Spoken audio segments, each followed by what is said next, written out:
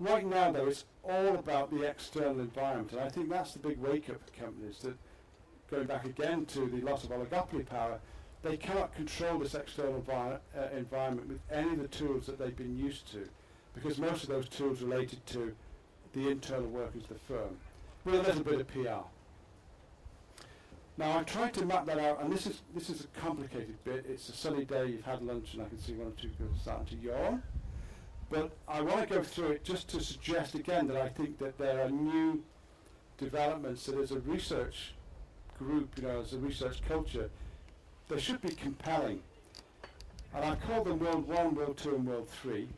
The pre-1990 period, that hierarchal IT period, the production-oriented firm, that 15-year period where writers were saying we must flatten the hierarchy, we must democratize the internal workings of the company.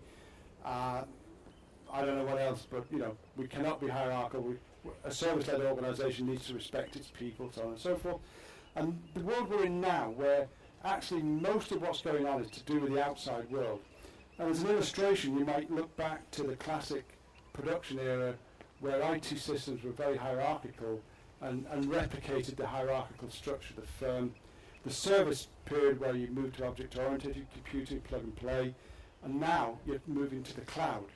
So even this key element of the enterprise, the IT function, is migrating to an external, or I call it an externality. It's becoming an external feature. A lot of companies will migrate their IT requirements to the external world. And you see with things like knowledge management as well. So this era where we're talking about leveling out the hierarchies is the classic knowledge management era. If we're going to level it out, if we're going to network people, how do we manage knowledge in that environment? Knowledge is an asset because we're creative people, of course. It's now all about the ideas economy and where can you get these critical breakthroughs from anywhere in the world, from any people. And equally, if you go back to the pre-1990s period, all about production, all about the supply chain behind me. If I can organise my supply chain, I can make and sell great products. In this period, the service-led period, it's more about how can I outsource more and more, so I'm increasing the importance and power of my supply chain.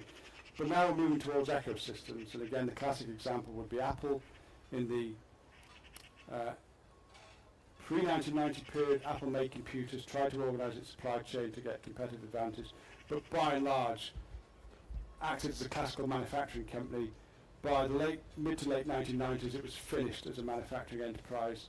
Jobs came back in and followed the rule book. He converted from a manufacturing to a service type company, created iTunes, started to generate products like the iPod to support that, and now I think has externalized a lot more. So now it's about the ecosystem, and it's about those 350,000 developers who are not anymore behind Apple doing components. They're actually out there with customers.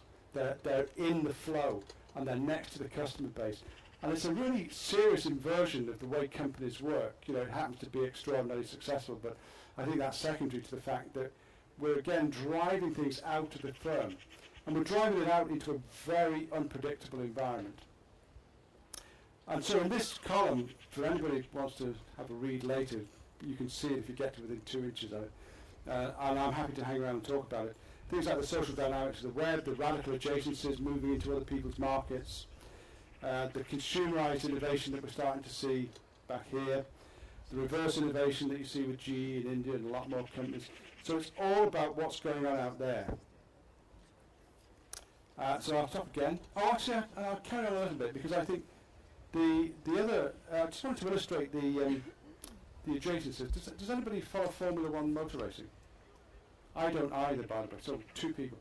You know McLaren. Most people have heard the name McLaren. So this is a winning company most times. Not of late, but what they've done is taken their race analytics techniques, so that business of continuously analysing race performance, car performance, and they've translated that into health monitoring. So they're now offering into 3 UK health services the remote monitoring of patients, particularly I think in cardiological health. So So they're using this Formula One experience to support remote health working. And again, I just wanted to say that as an illustration of how powerful adjacencies can be if you can capture them. So I'm going to come back. I think I'll come back to open data, because I know the data.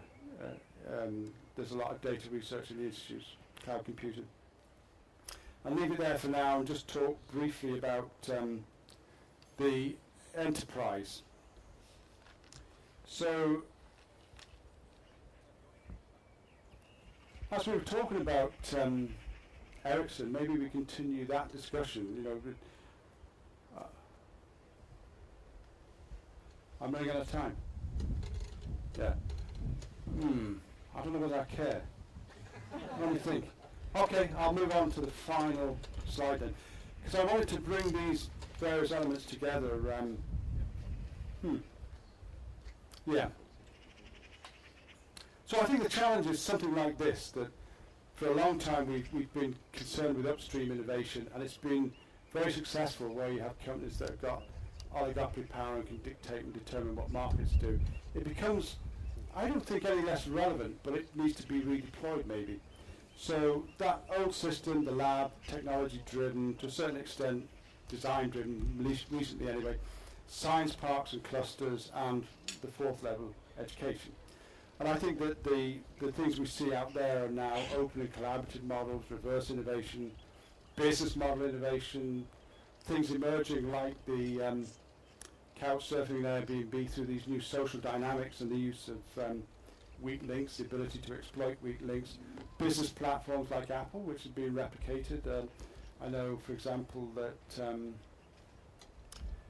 where's that company called Caterpillar? Yes, oh yeah, Caterpillar. Now developing the next generation of excavators on a platform basis and operating remote excavators at a distance and doing a lot of data analytics on them.